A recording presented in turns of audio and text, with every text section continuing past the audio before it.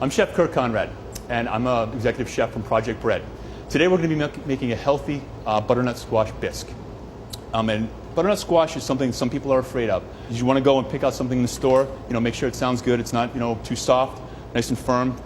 And it's something very easy. You just want to take it and peel it almost like a potato or a carrot. Just take your peeler and just go right down. Just peel it all the skin off. You just want to get all the tough stuff off, any green parts, you just want to get it all off. So you just go all around the squash just like that until it looks like that. All you have to do is just carefully cut it right down the middle. Take your chef knife, cut it right down the middle. Cut off the ends,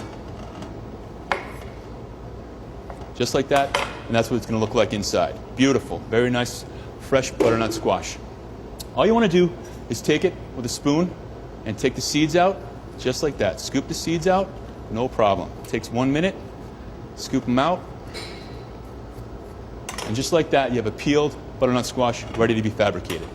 So you just take the seeds out, spoon, just like that.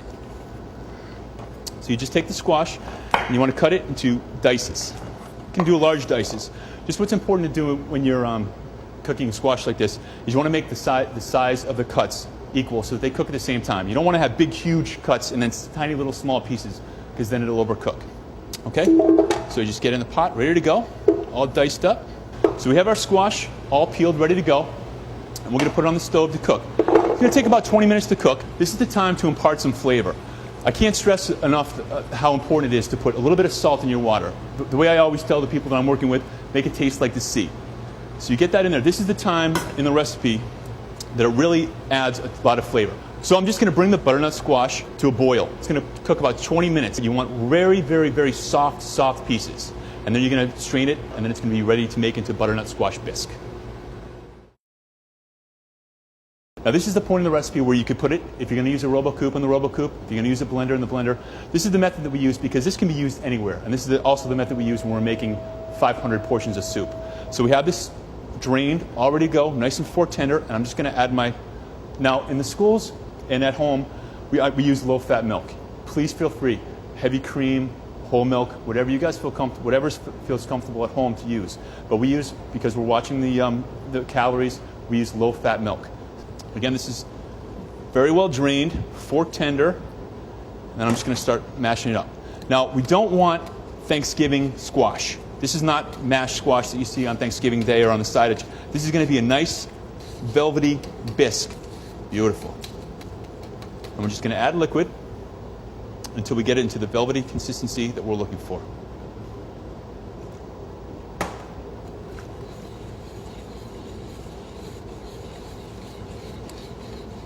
So when we get it to be the consistency of just about that, we're going to start adding our ingredients. The seasoning. We're just going to take a pinch of brown sugar, nice little pinch, just a little bit, pinch of garlic powder, onion powder, pinch of cinnamon, of course some salt, and I like to use white pepper. Classically in the ingredients, you want something that's going to blend in. Feel free, of course, to use fresh ground black pepper. I'm a big fan of fresh ground black pepper. Just when you're making soups, when you're making something that's going to be light and you don't want the heavy black appearance in there, the specks, that's when you like to use the white pepper. It's also a little spicier. It's got a little bit of a bite to it. So I have all my ingredients in there, and it's looking soup, bisque-like consistency. And what I like to do, just as a chef, honing back to my restaurant days, is I like to use a little chicken stock. Of course, if you're vegetarian, if you don't like, chicken stock, just use a little bit more milk. I just like to, again, add that depth of flavor. I'm looking for a depth of flavor. So I'm just going to thin it out with just a little bit of chicken stock so I get that perfect velvety consistency that I'm looking for. And this is just my way of adding a little bit of depth of flavor. And the last thing I'm going to do is just going to finish it. The classical French technique for this, monter au beurre. We're just going to put a little bit of butter in there. This is just to give it a little bit of velvetiness. In the schools, we like to use margarine. Of course, I encourage butter at home, whatever you feel familiar with.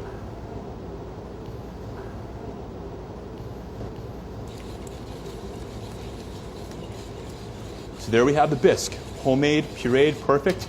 Now just what I'm going to do, what I like to do, is to put it just back in the pan, back in the pot, just to get it heated up just a little bit, because I want it piping hot when I serve it. I'm just going to put it right back in the pan and just get it a little bit warm. Again, I don't want to bring this to a rolling boil and have it any way, shape, or form scorch.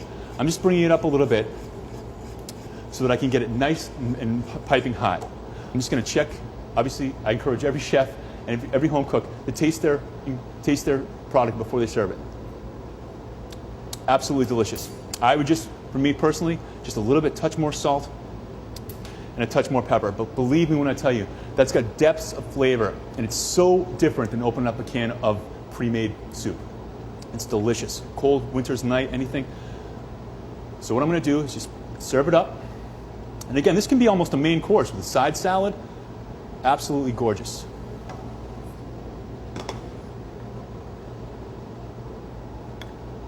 Extremely easy to make, very simple recipe, very quick, family friendly. I guarantee you even the kids will try this. So my garnishes are just a little bit, again, light sour cream. Of course, whatever you feel comfortable using, whole fat sour cream, whatever you feel comfortable. But for me, I like to use a little bit of dollop of light sour cream and some fresh cut chives right over the top.